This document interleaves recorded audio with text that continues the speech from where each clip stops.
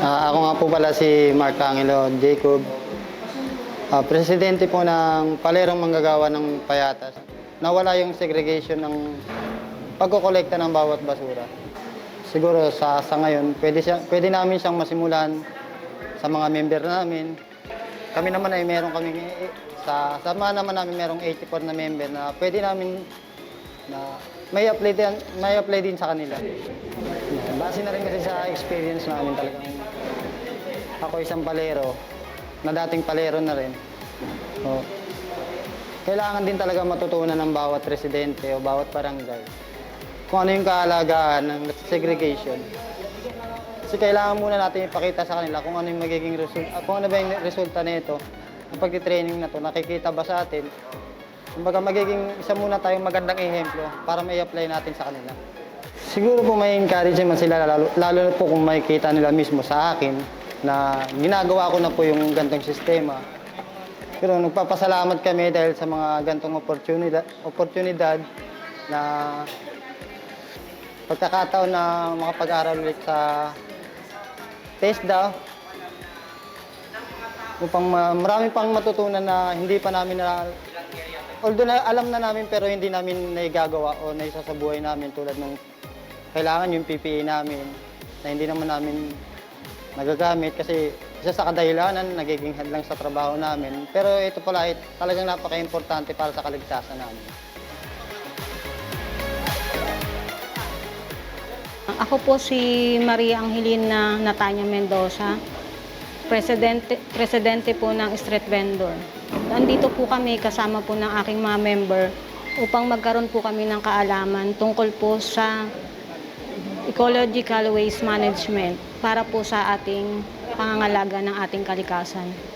At napakahalaga po talaga ng ecological waste management sa bawat tao po, lalong-lalo na po sa mga nanay na tulad ko. Nalaman ko po to dahil po sa peso po at saka sa dole na tumulong po sila sa mga palero para po magkaroon po ng isang di kalidad na trabaho. Ang palero po kasi isang frontliner po. Kailangan po yung mga frontliner, ang pagsesegregate po, hindi lang po para sa mga palero, kundi po para din po sa aming mga magulang na magturo po sa mga anak namin kung paano po ang tamang pagsegregate ng mga basura. Ang pinakamalaki pong pagsubok sa amin ngayon, yung nawalan po ng trabaho yung asawa ko bilang palero.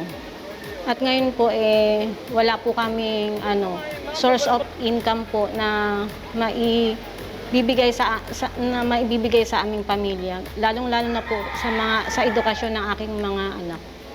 Ang TESDA po na nakandak po namin ngayon ay makakatulong po sa aming pamilya sa pamamagitan po ng pagkakaroon po ng kaalaman na ang mga palero po ay dapat po silang magkaroon ng kaalaman para po hindi po sila madidisgrasya sa kanilang trabaho. Yung mga safety po nila, kailangan po malaman nila yun dahil din po sa kanilang seguridad. May mga babae po kasi tayong palera, sir. Bali, hindi lang po mga palero, hindi lang po mga lalaki. Kundi may mga palera din po tayo na hindi po nalalaman na sila din po ay isang source collector din po natin na kailangan po mangailangan din po sila ng ganitong pag-aaral para po maligtas din po sila sa mga panganib kung sakali man po na magkaroon ng mga disgrasya sa kanilang pagtatrabaho. Kahit na nasa mababang laylayan po sila ng manggagawa, kailangan din po suportahan din po natin sila. Kasi po sila po rin yung nagtataguyod ng kalinisan natin. Hindi lang po sa ating bahay, kundi po sa pangkalawakan po na maprotektahan po natin yung environment po natin.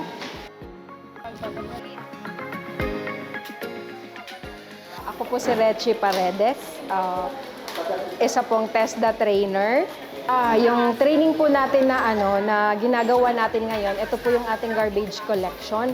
So ito naman po ay hindi lang naman ito sa TESDA, advokasya ng TESDA na ma-professionalize yung ating mga garbage collector. Para sa kanila. So naway po, itong training na ito, ma-replicate pa sa ibang lugar. Kasi napakahalaga po kung titignan natin, matagal ng problema ang basura sa Pilipinas at hindi lang po sa Pilipinas. At lalong-lalo na ma'am yung ating tinatawag nating segregation or segregation at source.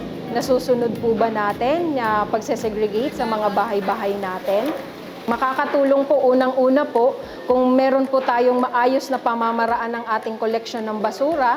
Unang-una po ang ating residente po ang makikinabang. Kalinisan sa komunidad natin. Kasi magiging kung ma-professionalize po natin sila, gaganda po ang antas ng ating pamumuhay at yung kanilang sektor sa trabaho. Pangalawa po, maganda po ang epekto nito sa komunidad.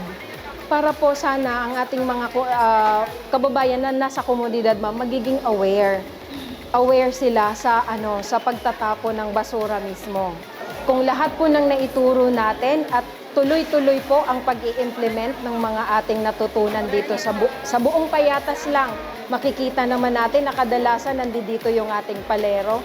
Siguro ma'am, napakalinis na komunidad at napakadisiplinado ng ating ating mga kababayan dito sa barangay. Nakita ko naman sa QC, very supportive sila sa mga ganitong training. Siguro re-replicate pa, damihan pa para hindi lang sa Payatas makarating, sa iba pang nating mga barangay po. Hindi lang sa District 2. Ayun, marami po tayong district sa QC na kailangan din po nilang malaman.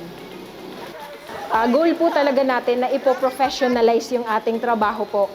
Isa po ito na isang patunay na kayo po ay certified. Lalo na ma-issue natin ng national certificate yung ating mga palero. Yung po yung natin, certified ako. May technical training ako. Yun.